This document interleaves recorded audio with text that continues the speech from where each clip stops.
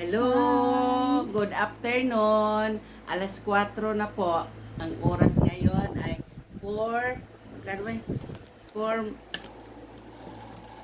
alas 4:40. 4:48. Alas 4:48. Hindi masyadong makikita. No? Ah, April, hindi na, April, May 1 na May ngayon, 1. di ba? May 1 na siya ngayon. So, itong ginagawa natin for the Lord ito. So, kung ano po yung prayer namin dito, sa bawat isa sa amin, ay kayong lahat na nanonood at nakikinig, angkinin nyo na rin na inyong panalangin yon para sa Lord. Dahil yan ang ginagawa natin dito. Wala tayong ibang pinupuri dito kung hindi ang Panginoon lamang. Diba? Amen mga kapatid. O mga manonood, salamat po. O magsimula na tayo. Nasa ano na tayo, 7. Ano na tayo be? Day 7. Day 7 na po tayo. Ito na po. Heavenly Father, as we gather in your presence, we are filled with gratitude for your love and mercy. We thank you for the privilege of prayer through which we can draw near to you. Lord Jesus Christ, you are the anchor of our soul and the source of our strength.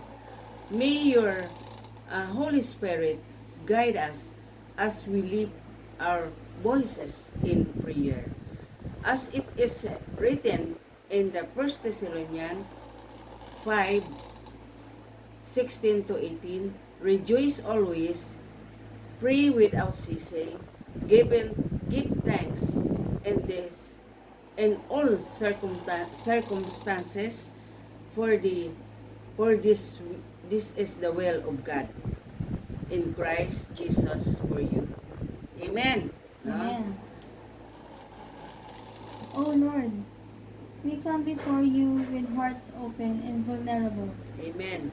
In a world full of uncertainties, we find our hope and refuge in you. Amen.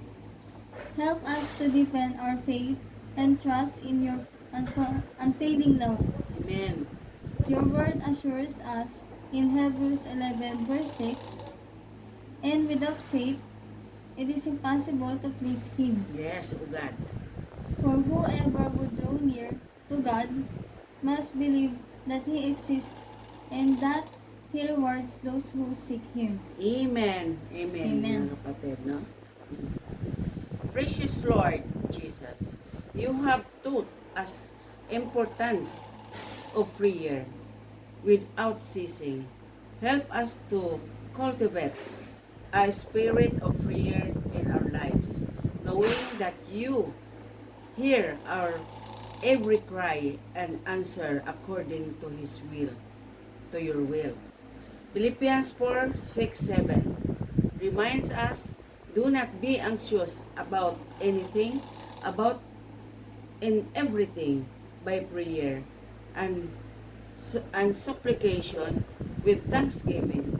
Let us request be made known to God, and the peace of God which surpasses all understanding will guard us heart and minds in Jesus and Christ Jesus. Thank you po, Panginoon. No? Ito ngayon ang magbabasa ng ating panalangin ay ang aking apo. Gracious Savior, we are grateful for the sacrifice of your Amen. blood, which brings us forgiveness and redemption. Yes. Help us to live in each day in gratitude for your love and grace. Amen. Ephesians 1 verse 7-8. It reminds us, in Him we have our redemption through His blood, the forgiveness of our trespasses according to the riches of His grace. We which He lavished upon us. Amen. Amen. Ito yun, di ba? Holy Spirit, Holy Spirit, we welcome you, your presence in our midst. You are our comforter and guide, leading us into all truth.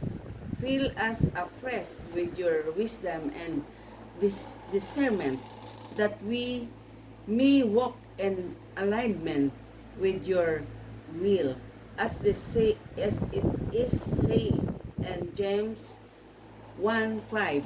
It is it If any of you lack wisdom, let him ask God, who gives generously to all without reproach, and it will be given him.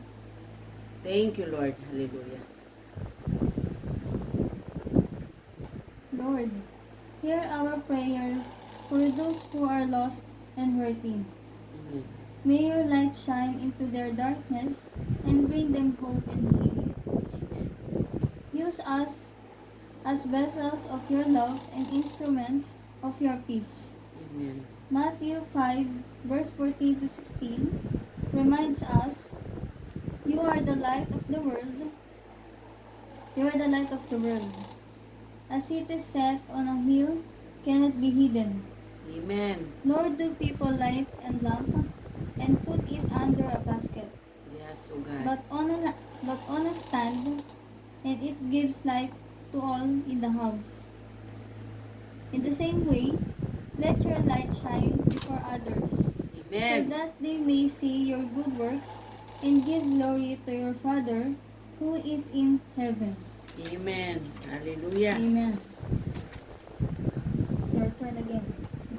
Heavenly Father, we lift our families and loved ones to you. Surround them with your love and protection, and may your peace reigns in their heart and minds.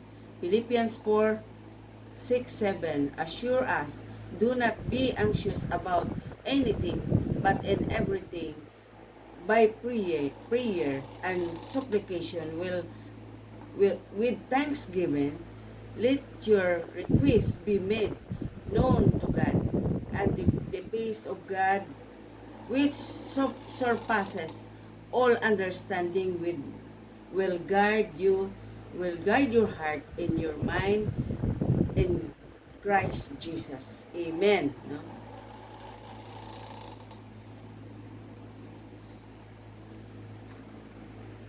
Lord Jesus, we pray for our communities and nations. Amen. Bring healing and reconciliation where there is division, and may your love be evident in all we say and do. Amen. As it is written in 2 Chronicles 7 verse 14, if my people who are called by my name humble themselves and pray. Amen. Holy Spirit, guide us in our daily lives, and empower us to be witnesses for your help us to walk in obedience to your word, and to the live lives, no, to your obedience to your words, and to live lives that honor and glorify your name. Galatians 5:25 remind us, if we live as by Spirit, let us also keep in step with Spirit. Amen. Di ba? Amen. Thank you. Hallelujah. Dito po tayo nagtatapos. Ang sabi nga sa pagtatapos, kung tayo po ay namumuhay sa Espiritu, kailangan din na ang bawat hakbang natin ay nasa Espiritu po tayo. Na ang Holy Spirit talaga ang mag-guide sa atin. Ito yung sabi niya dito, if we live by the Spirit, let us also keep in step with Spirit. So, kung tayo'y namumuhay sa Espiritu, ay dapat din tayo na mamuhay na naglumalakad tayo na ayon sa kalooban ng Panginoon. Yung ibig sabihin yung spirit din. Amen. Salamat po sa hapong ito na ito po natatapos na naman natin ang pang-pito na prayer namin dito at sa inyo rin mga kapatid. Dahil ito napakahalaga po ang prayer sa bawat isa sa atin. Kasi Amen. karamihan sa atin minsan nakakalimot na sa panalangin, di ba? Kaya ugaliin natin mga kapatid na tayo ay mamumuhay sa panalangin. Dahil ang Diyos, yan po ang gusto ng Panginoon. Yan ang kalooban niya. Purihin ang Panginoon sa hapong ito sa pangalan ni Jesus. Amen and amen mga apo. Amen. Amen. Thank you, and bye-bye.